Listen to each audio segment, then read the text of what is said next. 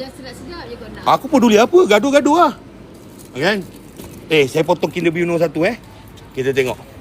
Kita potong satu Kinder Bueno. Kita tengok betul ke tak betul dalam tu ada Kinder Bueno ke tak ada. Okey, kita tengok ni namanya. Ni Kinder Bueno Kita tengok, kita potong Jangan cakap tak ada Kinder Bueno kat dalam. Kau nampak dia letak coklat Kinder Bueno kat dalam. Potong lagi. Nampak? Potong habis. Nampak? Kinder Bueno tu dia letak dulu dekat dalam, baru dia curah Nutella. Tengok, lepas tu kek dia memang lembut geng. Memang super lembut. Masya Allah, kau tengok lembut nak mampus sekali. Bayangkan, dia Nutella, kau tengok dalam siap ada Kinder Bueno dia. Habis kat dalam ni, habis tau. Sebab kita orang dah tak buat lagi. Lepas raya baru kita buat balik. Ini dalam 300 box lebih. Ini je yang tinggal. Siapa cepat dia dapat, lambat bye-bye. Okay. Ni, sikit resort.